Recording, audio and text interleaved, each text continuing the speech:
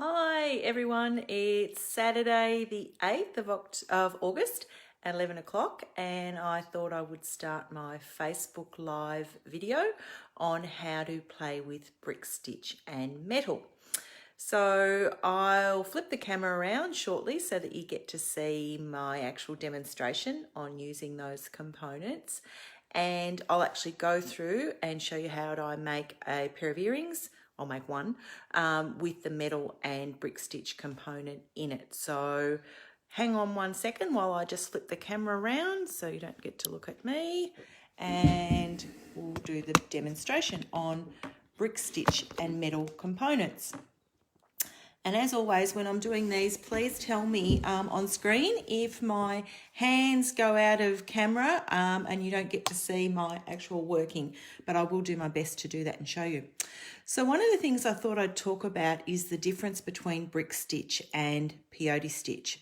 So if you look at these two pieces together, one is brick stitch and one is peyote stitch, and they actually look exactly the same in terms of the way that the beads fit together. They fit together like little bricks in a row. You can see that pattern there. You can see it on this particular piece as well, but they're actually done in two completely different methods. So a brick stitch method is usually started in a solid piece like this at the center line here, and then you build up across each line and you do your bead work in a long line first and then add the brick stitch components, building that little wall of brick. So this earring is done in a brick stitch. This piece is actually done in peyote stitch, and it's exactly the same pattern when you look at the little bricks of, beads going in a row, but these are actually done one at a time and interlocked in together. So this is a peyote stitch, a really common stitch in beading, and one that is, fabulous foundation stitch for doing a lot of different things. And this is one that I really like to use for, these large warp square earrings. Whereas brick stitch creates a beautiful, nice flat pattern as well and gives you a different technique. And I could actually make this earring in peyote stitch if I wanted to, but it is an easier format to do in brick stitch. The other challenge with brick stitch though is that it's really time consuming. Something like this, probably took me a couple of hours to do, and it is much more thread intensive than what a peyote stitch piece would be. So that's sort of my interpretation of brick stitch versus peyote stitch. I'll pop my earring back in. But what I'm actually going to show you today is how I use brick stitch around metal pieces. So I've got some beautiful little metal components here that have got a brick stitch fringe around them, and then a lovely little decoration at the top. So these are what I've actually called, hello Jamie, hello Shannon, Daryl's here too, and hello Alex. These are what I've called my harmony earrings. So they have a brick stitch outer edge on it, and when you're using a brick stitch component like this, it's very much about the size of the beads and how you space them that will actually create that larger graduated edge around the outside of the piece. So you can see on these ones, I've actually got a size 8 bead here on the edge there. I'll just move that, so size 8, and then I've got 2 size 11s on that fringed edge, so I'll show you that when I demonstrate it. And if you look really closely, you can actually see the thread here that wraps really tightly around that metal component. When you look at it from a distance, it's really hard to actually see that thread. Hello Lavinia, but up close you can see it, and that's one of the components when doing brick stitch around a frame, is that you will actually see your thread path. So for something like this, I'm actually going to use the crystal thread today. Oh, sorry, that's not crystal, that's smoke. I'm actually going to use the crystal thread, which is the white thread, so that it's actually not going to be seen around that particular little metal component. So I'll start making that particular style.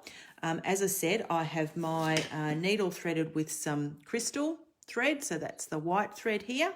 I've got my little metal component here as well, and I'm going to start by using some size 8 beads around that little frame.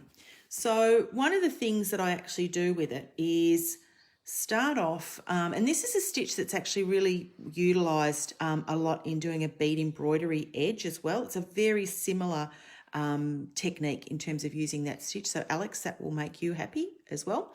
what I'm going to do is I'm going to pick up 2 beads and bring those just so that they sit on the outside edge there of my metal frame.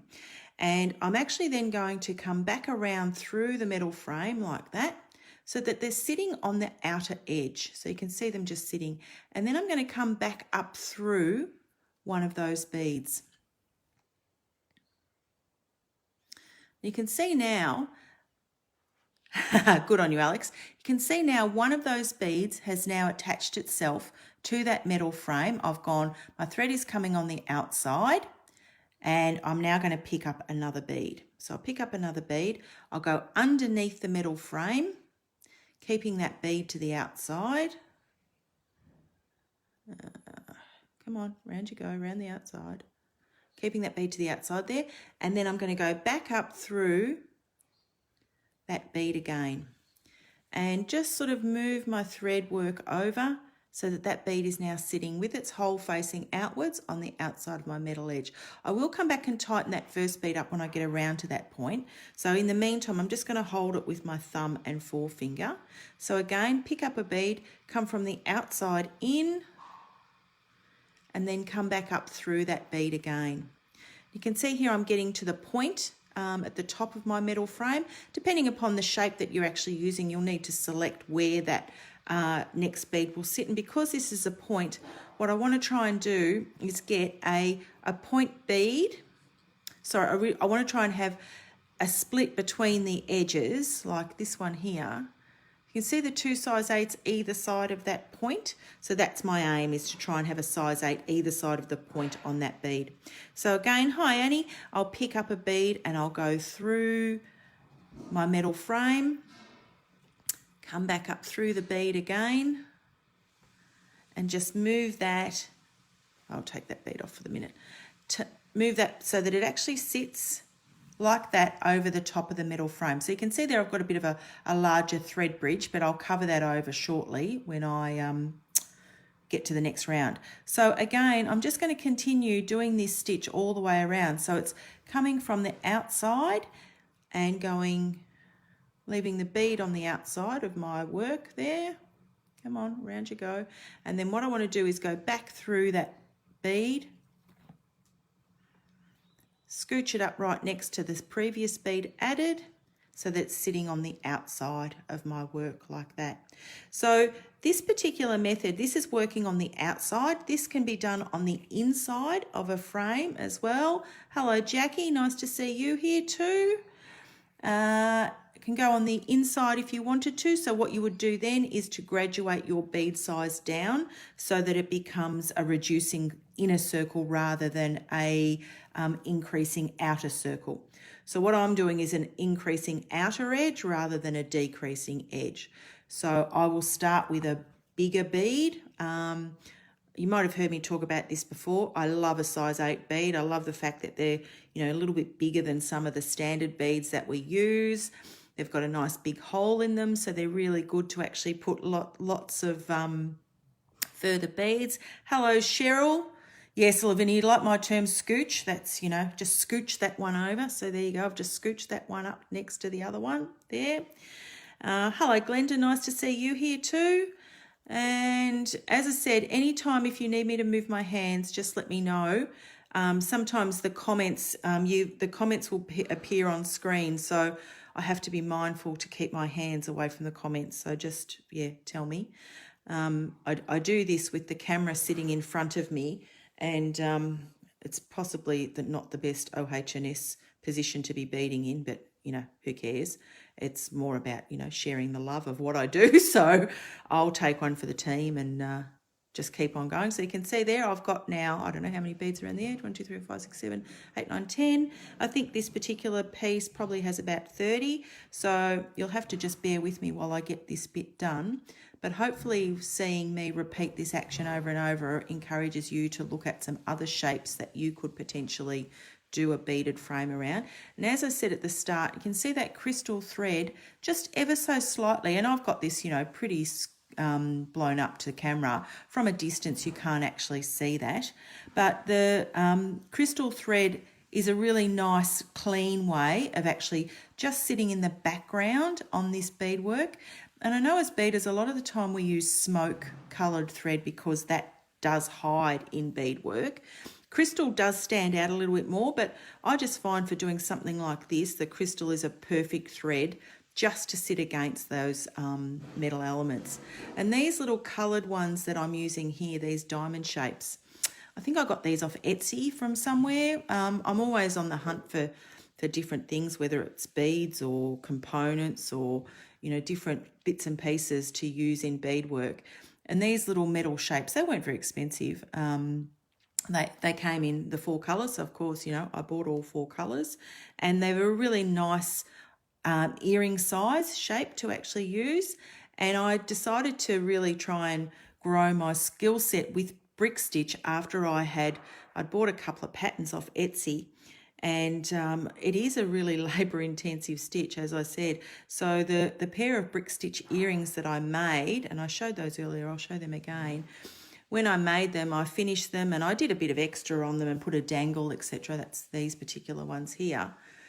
And then I had a look at the pattern from the designer, and I'd actually made them upside down. So she had them hanging this way without the dangle at the top. But I also, you know, I really like them hanging that way. But that is a full brick stitch earring there. Fireline comes in bright colours. Yeah, absolutely. I think it could become part of the pattern, Cheryl, if that's what you wanted to do. You know, particularly if you're doing a really sort of bright neon sort of coloured piece. Now you can see here, I'm at the top again of my point. So what I want to do is have that little split at the top of my point, and then add another one on the other side. So I'm just coming around to the other side there. I've lost my bead, it's there somewhere. Coming around to the other side, and I'll come back through my bead work again, my bead, annoying tail. Scooch that so it just sits over the top of that point again. So you can see there now I've got my point at the bottom and then my point at the top. And I'll just continue doing this. So I've got a few more beads to do. So yeah, brick stitch is something that, as I said, it can be quite labour intensive.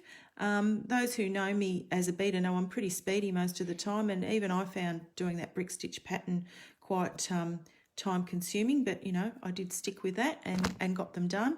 And then when I, you know, as I said, finished them and realised that I'd actually done the pattern completely differently to the designer, she actually came back and said, wow, your version looks good. So I didn't completely muck it up. I just made it a Paula version of my own.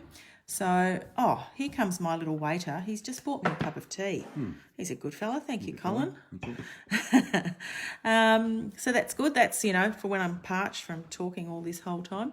So I will just keep doing this. And I know this is, you know, a little bit boring to watch, but hopefully if you're going to attempt this, you've seen enough of a demonstration of how to actually do this on an outer edge. And as I said, if I was doing this on the inside edge, I would do exactly the same technique, but I would just hold the beads on the inside. I would also then use less beads because it's an inner diameter versus outer diameter. And the other thing to do when you're actually doing this on an inside frame is you can actually put like a beaded Rivoli center or something like that in the middle of it. And that's a really nice feature. I did that on a couple of pendants a little while ago. So did the beaded frame around the inner edge, had a beaded captured Rivoli center in it. And that just made a really nice point to anchor the brick stitch decoration into it. Some of the other things, you know, you can use all sorts of shapes to do this. So whether it's a hexagon or a round, you know, I've got some other sort of shapes here that I would use. So that's a rose gold round ring. There's another sort of silver ring, and they're relatively thin. They're not terribly deep.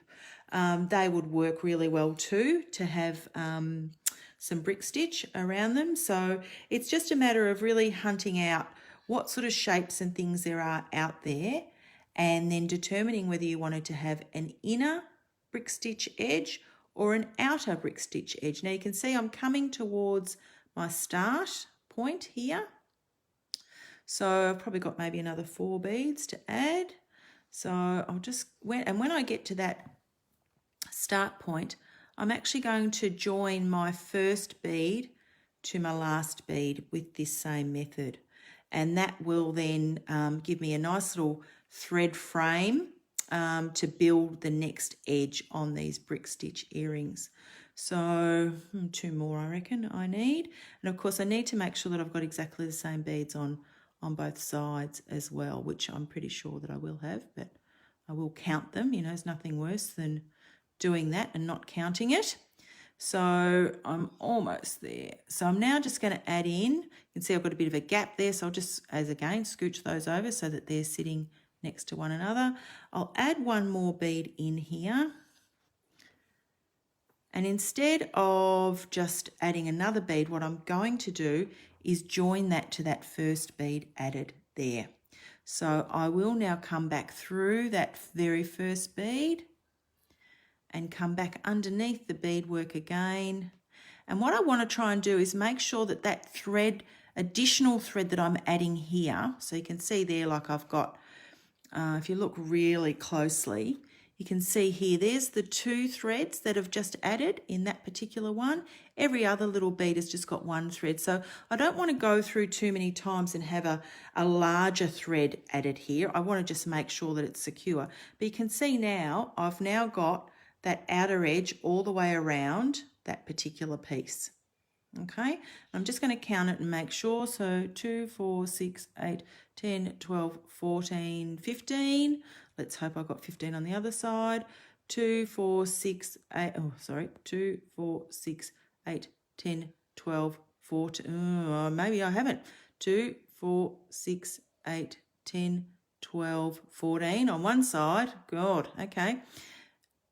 2, 4, 6, 8, 10, 12, 14, 15. Okay, so there I've got a bit of an error. I have 15 on one side and 14 on the other. So I'm actually going to remove a bead out of this because I would prefer that it was even rather than odd.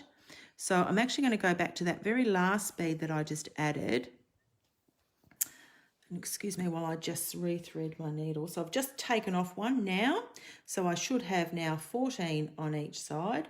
And, you know, when I do these demonstrations, you can see that sometimes I do have to start again or, you know, redo things or count things. There is often, you know, adjustments that you've got to make.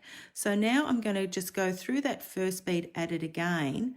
But what I want to do is just move my beads around that frame gently so that that gap is not as obvious. Sorry, and I'll just move that up there so that you can see. Come back through that first bead added again. And now I'm just going to gently move with my thumb and forefinger all the way around so that that gap, so now I've got 14 beads on each side. I'll pull that tail thread a bit tighter. Move that tighter. Oh, hello, Vivian. Nice to see you here too. Vivian and I used to go to school together. Nice to see you here watching my beading demonstrations. So now I've got 14 beads on either side of my little frame. I just want to make sure that you know, those gaps are fairly even around the side. You can see there that they are. Okay, so what I want to do now is add the next part, which is that edge stitch. So you heard me talk about the thread bridge, and I love a thread bridge. It's a really great way to add additional beads. What I'm going to do now is add some beads around the edge that will cover that thread bridge so that you actually won't see that live. So when I've got my needle coming out of my beadwork here at the top. So what I pick up is a size 11 bead, and I've got the size 11 here. What I'm using is opaque lustered Navajo white. So this piece will all be sort of creams and this sort of champagne gold. That's the other colour I'm using. The size 8s are a champagne gold colour, which I love that. It's a really nice matte, mute sort of gold. So I've picked up a size 11, and what I'm going to do now is I'm going to come through that thread bridge that's between the two beads. And what that does is that flips that bead so that it sits perpendicular to the original 8 bead that I've put on there. And I'm going to continue that all the way around. So pick up a bead, go through the thread bridge, and just pop that bead on top. And because I've gone from a size 8 to a size 11, there's actually a largish gap here, but we'll fill that with another bead shortly.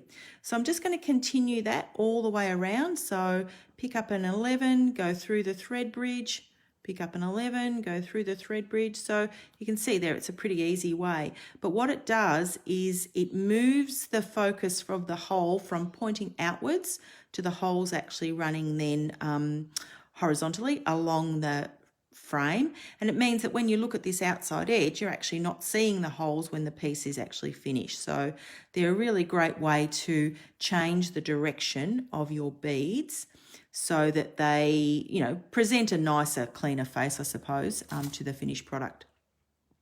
So I keep going all the way around and I'm coming up to my point at the bottom here. So what I want to make sure is that I've got a wider space now and a smaller bead. So I'll actually have to add a couple of extra. So when I have a look at the purple one here, when you see the silver beads on top of the large silver bead there, can you see those? Those ones I've got one on top of a silver, then I've got a silver in the middle, then I've got another on top of the silver. So I need to make sure that I'm going to add in an extra bead here. So normally I would put one here, so through that particular thread bridge, but I'm actually going to add one more here as well. So I'm going to go through that same thread bridge twice. Okay, so that gives me a bead at that point just there. Move around and come to the next one. So instead of having, I think we counted 14 beads on the outside, for these little cream ones, I will end up having 15. So I'll end up with 30 in total because I am adding an extra bead at each end. So I would have had 28 of the larger bead, and now I'll end up with 30 of the smaller ones because I've added one extra in. And what that does is fill that sort of wider gap at the top of our little points here. So I'll keep doing that all the way around. As I said, you know, you've just got to put up with me just, you know, talking about beading, which I do love to do, and getting through these as quickly as I can. So I'm almost at the other side of these now as well. And I do still have my tail thread attached there. And at some point I will tie that off and finish it. It's not a thread that we actually would use in this piece. Sometimes you do use a tail thread again, but for this I won't. It's really just there to hang on to at the start, and it's a bit of an anchor. And then I'll actually just finish that off by tying that into the beadwork and then removing it. So keep going all the way. So I'm almost at the top again here. So once again, when I get to this top part, I will add an extra bead. So I'll put one into my next thread bridge here at the top and move that over. I'm going to add the extra one into that same thread bridge again, like that. And move my way around. And then go on to the next one. So you can see there now I've got the extra bead either end of that point, and add another one into the next thread bridge there and make sure that that's all pulled tightly. So if I was, and I should really count them because, you know, I did have 15 before and I should have had 14. Let's count these cream ones. So 2, 4, 6, 8, 10, 12, 14. 16, 18, 20, 22, 24, 26, 28, 30. So I've got 30 beads there on my little thread count all the way around, which is fantastic. And what I want to do now is fill in that hole. So that hole, because I've gone from a size 8 bead to a size 11 bead, it's given me a reasonable sort of hole there to fill. So I'm now going to bring my thread through one of those size 11s that I just added, and now I'm going to add the next one, which will fill in. And I'm using the same colour as the original size 8. I'm using the Duracoat Champagne Gold again. And now this is so easy. I'm just adding a bead in between each one of those size 11s. So what that's doing now is, see, it's creating that really nice little fringe there and filling in the hole. And when you look at the side edge, now you don't see any thread and you don't see any holes either. So it's a really good way of just filling in that gap. Now, as again, if I was doing this on the inside of the frame versus the outside, I would be reducing the amount of beads that I was going to be using rather than increasing. So we've increased by adding extra beads at each point. If I was doing this on the inside, I would decrease it by reducing the number of beads added around those thread bridges. But you would continue to add them in exactly the same way. So using a brick stitch method and adding those beads in. Because I'm only adding one row of brick stitch, if I was adding an additional row, sorry, I just did that stitch wrong then. If I was adding an additional row, I would do another row of brick stitch. Yes, I do love a Demi bead. You're right, Lavinia. And I have just been working with them again yesterday, so I might have to think about how I can incorporate some of those into this. Demi, if you've done any of my classes, you'll know I've got an absolute obsession at the moment with using the Demi round beads, which is a really beautiful, flat, gorgeous tiny piece of glass bead, perfectly round with a lovely hole in it, and I love using them in different pieces of beadwork. So this is certainly something that you could use a Demi round if your hole or your gap between the two size 11s was small. Sorry, I'm just threading a needle here, that's why I'm off camera. Yeah, you could definitely use a Demi round, and I definitely have done that using this particular technique. So again, I'll just keep adding my size 11s there in between each of those 11s. So I'm almost finished one side. I've come around the bottom of my piece, and because remember I added that extra bead in there now, so now we've got, it's really nice symmetrically. I have the 2 beads, then I have the 3 beads, and then I've gone back to the 2 beads. So it creates a really nice finish around that point. Now, if you were doing a straight round piece without points, you wouldn't need to worry about doing that, but you just need to be mindful of the shape of your metallic component when using it, about where you might have to add an extra bead in to go around a corner or a sharp angle, which obviously I have to do on this. With a hexagon shape, I would have to do a similar thing, or a square. It's just because you need to be able to get around the corners on those angles. So I'm almost at the end of my piece here. So you can see there it's looking really pretty with that cream and gold components, and it doesn't have any thread showing other than that very subtle thread around the metallic piece, which is quite okay. I mean, as I do like to say, a blind man would be happy to see that. It's probably politically incorrect to say, but they would be happy to see that thread. And then I'll keep going all the way around here.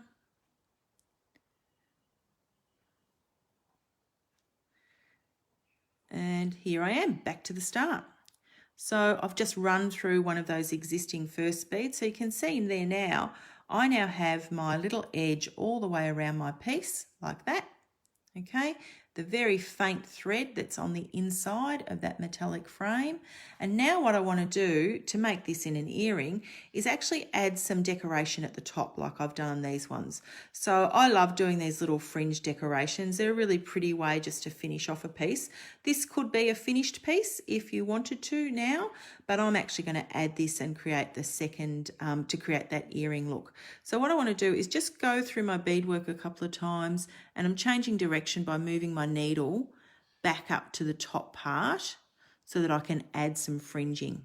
And fringing is just on the front of the beadwork here, and it's going to be something that I'm just going to add. I've got my beads out here. So I've got some little pearls and some little crystals. I tend to like to work in, odd numbers with these sorts of things.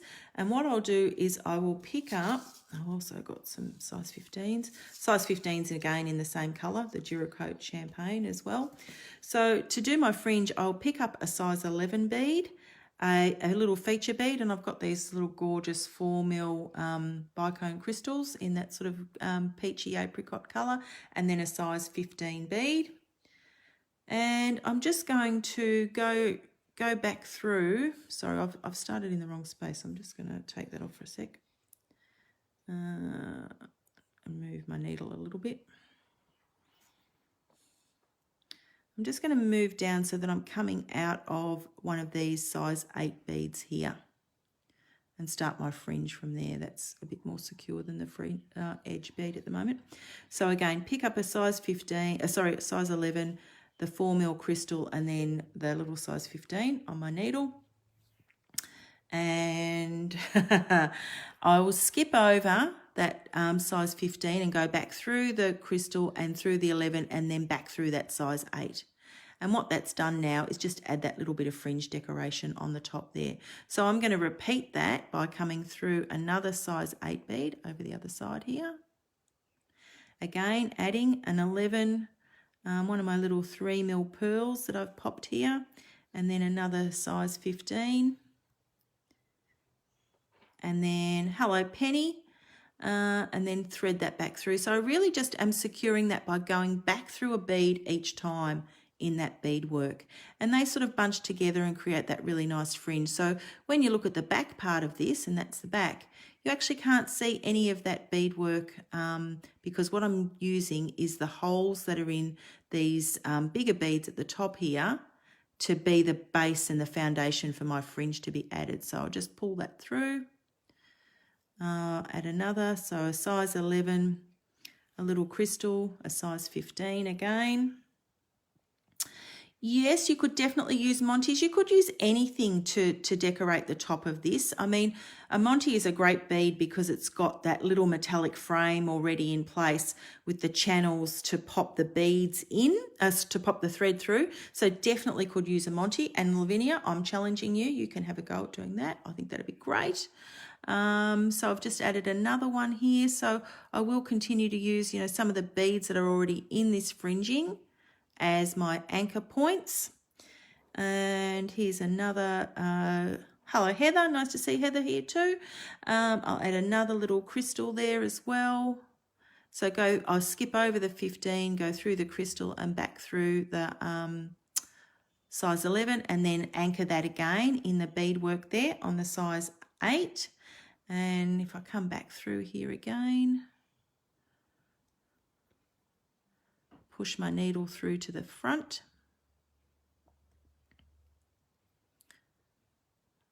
So I'll add one more. So another little pearl there. And I think I've added, 6 beads on each of these little earrings in terms of that top decoration, which is just subtle enough. The feature of these is definitely the metallic frame. So I'm just adding a little penny. This will still be available at the start. So these little videos live on my Facebook page on Facebook Live. So you will get to see from the very start again, but I'll run through some of those points. So you can see here, I've now got my fringe all at the top of that piece. So the last thing to do is just add a little beaded loop that it will be for having the earring wire come off. So I'm actually going to come up through one of those size 11s that I added in that decoration. And then I'm just going to create a really simple loop. And I like a loop, Jackie knows this, I like a loop that's an odd number. So probably about 7 beads would be my earring loop for this. So 4, 5, 6, 7, or even maybe if I've done 9. Yeah, maybe I've done 9 on that, I think. So I'll try 9. So I've got 9 beads, and one of them is going to go, this little loop is going to go back over to that other little size 11 bead just there. So I'm just creating a loop at the top. Yep, I'll go through some of the stuff I did at the very start so you get to see it again, or I could do a little bit more on a round one if you really want to see that. I'm happy to keep doing this and talking. So I'm just going to keep going back through my beadwork and making that little loop secure. So I run through all those beads again, back through this way, come back through the beadwork, back up through the loop again. So with a loop like this, I probably like to try and go through it maybe 3 to 4 times so that the little loop is secure, because that's where the most pressure will be with your earring wire hanging from it. So I'm actually pulling that, really sort of tightly now as well. So it's filling the holes of beads with thread so they won't move. They're becoming really secure. I've got my little fringe all the way around that piece now as well. So the only thing really left to do is to tie off that thread. So I'm just going to do a couple of half hitch knots there in the beadwork. There. And you can either burn that off with your thread burner because it is the fire line. You can actually burn that really easily. So I'll just hold that tight and burn that off. That enables you to get really close in there and get rid of that. Or you could cut it off, you know, if you've got scissors to do that too. And then I'm just going to run in that little tail thread as well. So I'm threading a needle onto the little tail thread. So again, I'm off camera while I'm threading a needle. Gosh. And that's my very first tail thread that I started with. So I just really want to make sure that that's secure there as well. So, you know, go through that beadwork a couple of times and then knot that by coming back through that beadwork and securing that knot in there too. So now I can just remove that. I'll just cut that one off. And then that little earring is now finished. It's just a matter now of adding the earring hook onto it. I mean, it's got to have a sister made. I've only made one. But there you go. There is a brick stitch earring made with a metal component. So really simple little technique. What's that just taken me, you know, half an hour to make that particular one, and I've talked the whole time. So really quick and easy to do. You can see there's the family of the brick stitch earrings, the harmony earrings that I've called them, in those different colours. And of course the other thing to do would be to do this with and decreasing on the inside. So I can start doing that if you'd like to see me do some of that. I always use 6 pound file line, Jackie. It's I occasionally could use a 4, but I just find that the 6 pound is just the most secure. I haven't used the green fluoro, Lavinia, so I don't know. It's probably worth trying. I do have some here, of course, you know, like you do have all of those different things and use them, but I haven't actually tried it. So let's do some of this on the inside. So I just popped out there some size 8 beads in a black here, and I've got a round ring that I'll try this with as well. So same thing, I'm just going to have my needle coming through the beadwork like that. I'm going to pick up a bead, and you can pick up 1 or 2 at the start, it really doesn't matter. And then I'm just going to come back through and come back through that size 8 bead. But what I want is that size 8 bead to sit on the inside of the work, not on the outside like I just did. So you can see there it's sitting on the inside. So I will go through the beadwork first, pick up a bead like that, and then go back around the frame. Come on.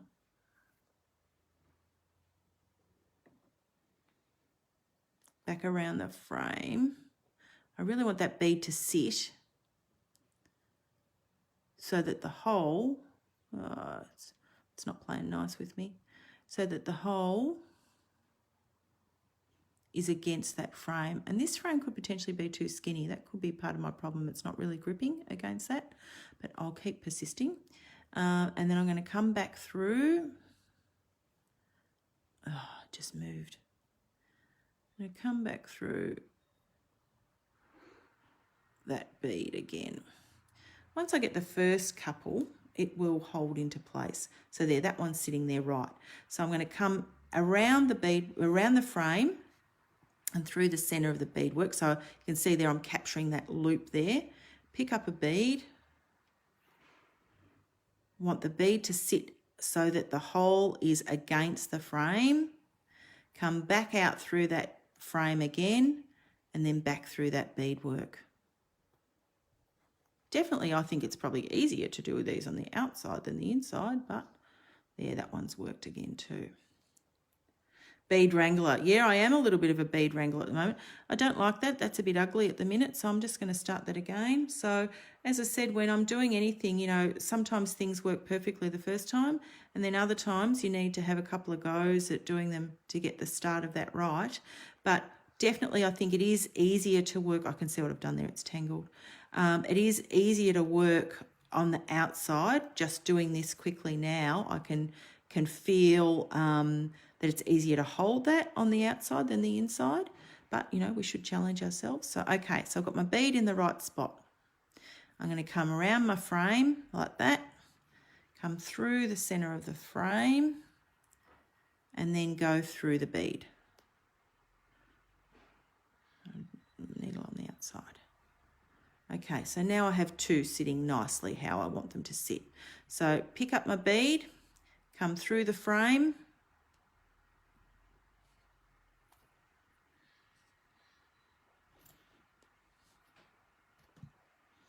it's just gone tangled there, and of course it's just unthreaded.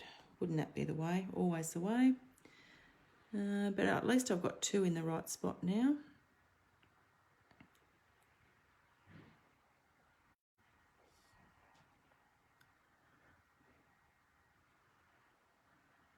Move that out the way. Okay, so I'll come through my frame and then I'm just going to go through the bead there. So really just trying to capture that bead and loop all in that one action. And again, I'm just going to scooch those around.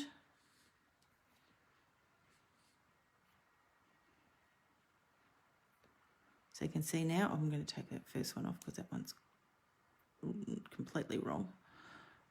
But I've now got three in place there on the inside of my frame. So now I've got them started, it's a bit easier. So pick up a bead. And again, I'm using the crystal thread so that you can't actually see that.